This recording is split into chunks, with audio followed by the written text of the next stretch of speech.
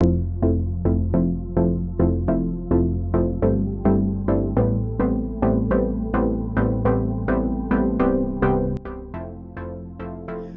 to Keeping It Real, where we feature entrepreneurs and enterprise leaders who share their great ideas in our guest blog found on shareyourstories.online.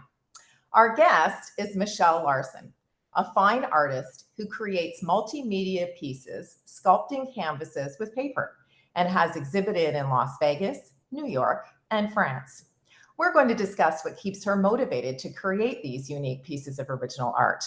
And Michelle joins us from Dallas. I know that when I read your blog, you had mentioned that you had transitioned from a graphic artist to a fine artist. So what was the tipping point for you? What made you decide to sort of make the transition?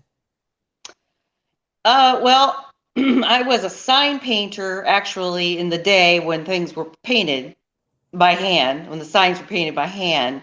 And then of course, vinyl just got rid of any kind of hand painted signs. And I went on to do other things. And then I retired and I went to a class to learn how to paint. It's like one of those classrooms where all the retired people go. Yeah, I didn't know anything about it. Anyway, so once I started painting, I said, oh my gosh, I think I can paint. I mean, it's different than painting signs. And when I painted signs, I painted billboards, but you're using a brush that's this big. Right. Anyway, so okay, so then I just started painting regular paintings. Mm-hmm. And then I was like, oh, this is like been done. Everybody does this. I have to do something different. Yeah. And I thought about it for like 2 weeks. What can I do? It's got to be dynamic. It's got to be dramatic. It's got to be really different. And I just was like, I don't know. So I was waking up one morning, and when you're like that in-between stage of sleep and awake, yep. And that's when it said to me, paper. You have to use paper. And I went, oh my gosh. So when I started the paper sculpture, mm-hmm. I was, it was kind of like light and just a little bit here and there. And then it went full blown 3D. Yeah. I mean, it's certainly, you can see over your shoulder, it's got to be a good 3 or 4 inches thick on the canvas. Yes. Yeah. So is it tissue paper that you use or various different types of paper?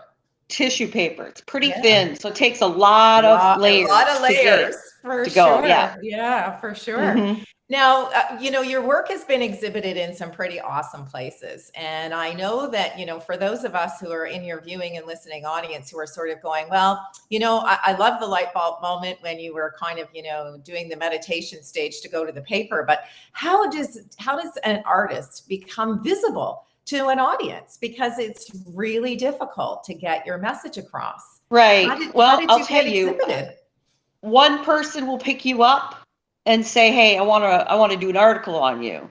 And then once that happens, then it just kind of mushrooms into more. But I think that the reason I was picked up to begin with was it was just so different. I think being different makes a big difference. Yeah, for sure.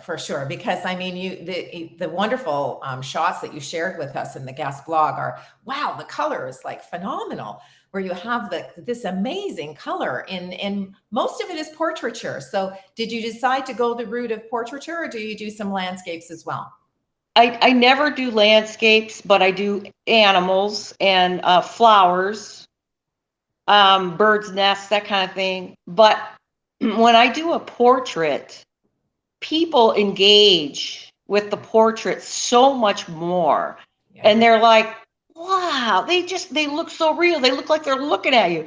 And then, of course, the eyes are inset because they're painted right on the canvas. And once that happens, they look like they're following you. Right. Yeah, so people really engage with it. They walk around, they're like, oh my gosh, it's looking at me over here. Oh my gosh, it's looking at me over here. And, the portraits just make such a big statement and so dramatic. Yeah, for sure. So where do you get your inspiration? Because, we've had other artists on the show, and, they talk about various different things that inspire them to keep creating. But your work is so very unique. What gives you the inspiration? Because do you have to make a connection with a person in order to do their face or their visual image? I think it's the color, of the shot. It's the way the shot looks of the person. Mhm. It's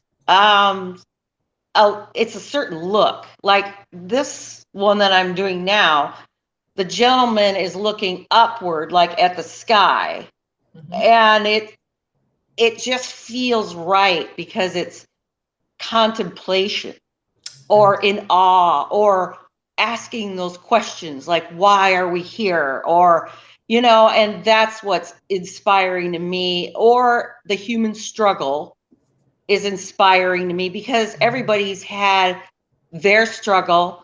And I just really like to paint someone's struggle, and it doesn't always have to be that, but something that is emotional Right. about that That look, like person. that Yeah. person's portraying on the Yeah. picture. So is most of your work commission work, or do you take photos when you're sort of out and about on holidays, or, doing your morning walk, and you come across Yeah, someone and you go, wow, that's a really awesome individual. I want to paint them.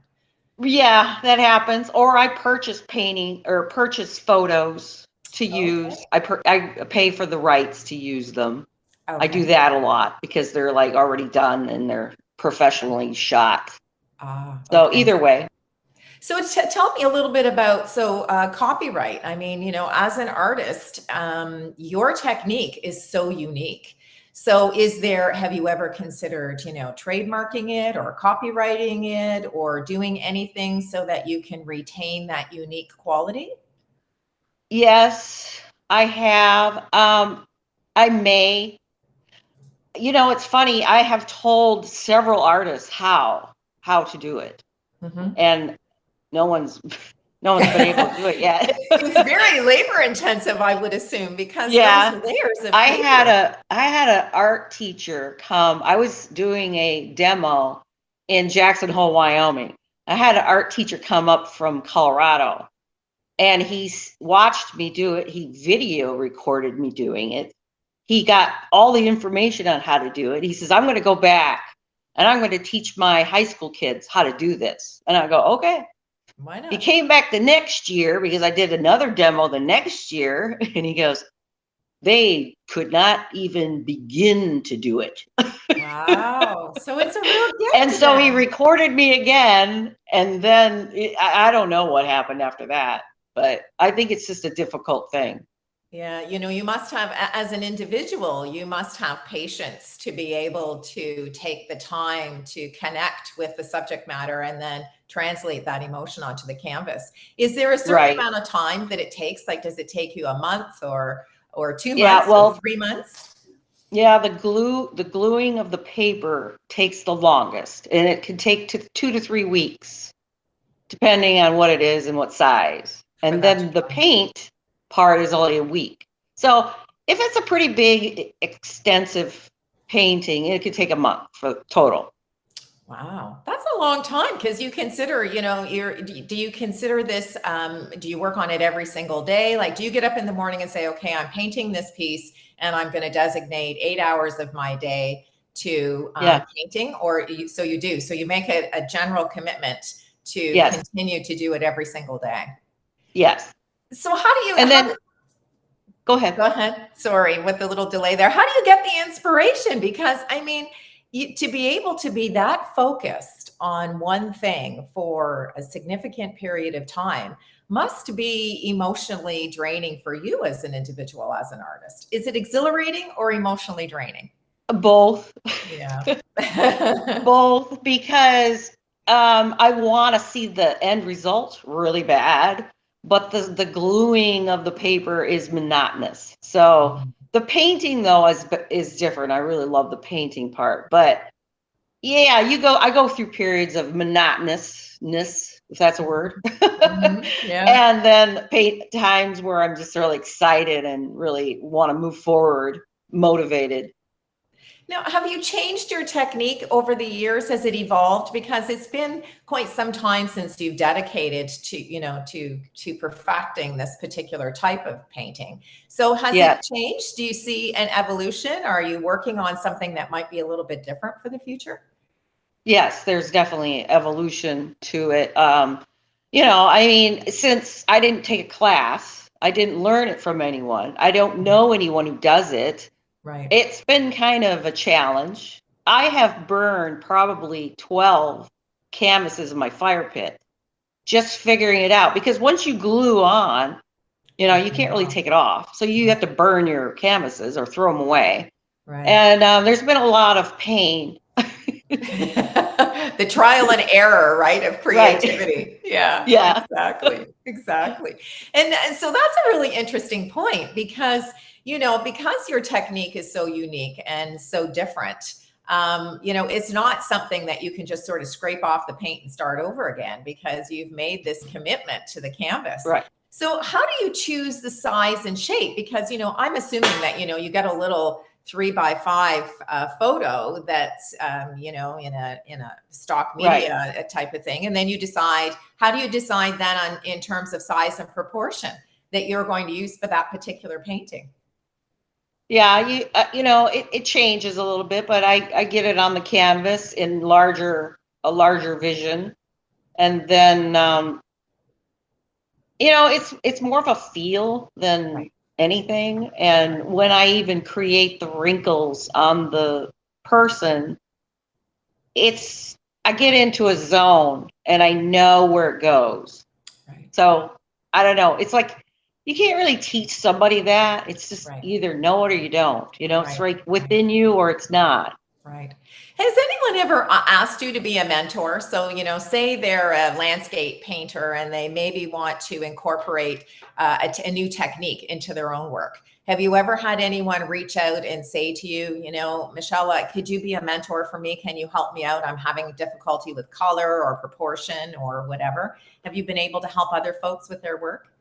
A little bit. They didn't really come to me. I came to them and I said, because I had a gallery where I had other artists in my gallery, and I'd have to tell them, I'm sorry, I can't accept your work, and this was why.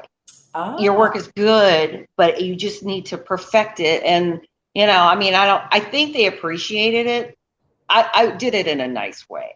For sure. Yeah, for sure. Well, you know what? That's how we learn, right? Like especially if you have, as you say, you have an innate kind of talent, and sometimes you just need to really nurture a certain part of your talent in order to become an artist that, the general public will purchase your work. It's not an easy transition, right? You kind of, because how do you overcome the fear? I hear from lots of artists that say, I do some work, but I would never sell it or I would never show it because I'm afraid that someone's is gonna criticize it or they're not going to like it. How do you get over that fear, that hurdle of acceptance? I never really had that fear too much, but I've been told I'm a brave soul. So I think you just have to be brave and, accept it. Now, not everybody's liked my work. I've had people go, oh, that's weird. Or, but then again, I've had 3 different people at different times cry when they've seen my work. Wow. Because it was so profound to them. Right. They had such a connection with the canvas that it was overwhelming. So if you do art, not everyone is going to like your stuff. You just have to be okay with that and just be, you have to fall in love with your work first before someone else can fall in love with it. That's really wonderful advice because, our inner critic sometimes can take over, right? And mess things up for us. And that really leads me into your words of advice, because one of the things that we ask everyone to do in the guest blog is to provide words of advice. And your words were be bold. So, in summarizing our conversation today and the wonderful work that you do, why is be bold of importance to you? I'm sorry, I missed that part. What was the question? Your 3 words of advice in the guest blog were be bold. So why did you feel that those were important words to share with our viewing and listening audience? Okay. Because have you ever been to an art show or a gallery and you just looked at work and you just went, huh? And you walked right by and you just were like, it's okay. You know, I feel being bold is so important because if you're watching a movie, you want to see the crazy stuff. You want to see the action. You want to see all of it. You want to see the emotion. You want to just be there and absorb what they're showing you on the screen. And so when I do a painting, it's kind of like that. I want to show the drama, the action, the boldness, I want to affect the viewer in such a way where they can't walk away. Walk by, right. Yeah. So that's what I mean by being bold. Well, I have to say, Michelle, I absolutely love your work. I totally connect and resonate with all of the clients or the folks who have seen your work and said, wow, this is really unique and very different, because it certainly is that. And I love the fact that you're sort of sharing an emotional connection that you make with the people that you paint. So that's really very credible to you. Because it's a really difficult thing to do, to capture the emotion of someone on canvas. So congratulations to you and all of your work. And I know that you recently won an award in 2021 as well. So as we close off our conversation, tell us about the award. What was it like to be recognized by your peers? Yeah, I've probably won 4 awards. I win the Palm Art Award usually every year, and then the Top 60 Masters of Contemporary Art occasionally, and it feels good because not only does the public like the work, but my peers like the work also. And when you're lined up with a bunch of other artists that are amazing, it just feels great. I mean, I just feel really great about it. Well, I congratulate you, and maybe in a few years we can reconnect on this platform and you can tell us what's different and what you've integrated into your paintings. And maybe you can send us a shot of the painting over your shoulder when it's finished, and we can I'd love to. share the finished piece with our viewing and listening audience, and we'll share that throughout social media. So thank you, our viewing and listening audience. I'd like to thank you for joining us in this edition of Keeping It Real, where we introduce you to the person behind the logo. I'm Trish Tonai, founder and host for the series. And if you're interested in sharing your business story, visit our website at shareyourstories.online. Thanks again for joining us, and we look forward to meeting you next time when we share another great idea.